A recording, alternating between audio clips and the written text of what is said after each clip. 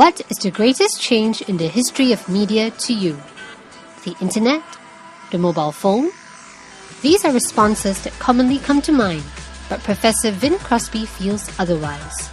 Professor Vin Crosbie is the Adjunct Professor of Visual and Interactive Communications and the Senior Consultant on Executive Education and New Media at Syracuse University.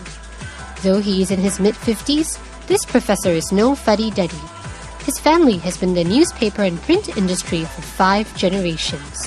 When the United States Congress held hearings last year about the future of newspapers in the country, the first person they quoted was Professor Crosbie. At the lecture series, anchored on the theme Media in Transition, Social and Economic Impact, hosted by the Singapore Press Holdings Foundation, he shared with over 400 members of the audience what the greatest change in the history of media really is. I think that over the course of your life, we've seen a much larger change go on in media. We've seen the access that you personally have, go from relative scarcity to surplus, and in many cases, overload, in the course of just the last few decades. And I think that this is the greatest change in media history. Let me ask you here, because obviously I'm not from Singapore, but if you go back 20 or 30 years, how many newspapers were there here? I know who published them, by the way. 2, 3 major newspapers? How many television channels 20, 30 years ago? 1, 2? My guess would be English and Chinese.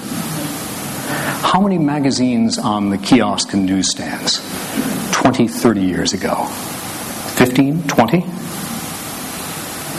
And that was your access to media. That plus, of course, the National Library.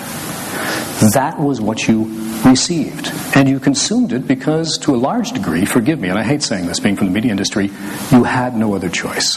We've gone from a period of, say, 1970, I think I can safely use that year, when people's access to information, be it news, entertainment, or any type of information, was relatively scarce, to nowadays, 2010, where we have a surplus of information. We have access to information that was unprecedented in human history. Any one of you who has a mobile phone, and the figures from IDA say that 135% of you have mobile phones, have access to almost all of the world's information instantly right now.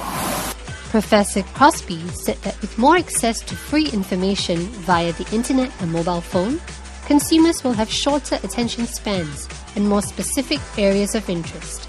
Media companies then face the challenge of customizing and packaging information to attract today's viewers and readers. For more insights from Professor Crosbie's lecture, catch the full lecture on Razor TV News Square.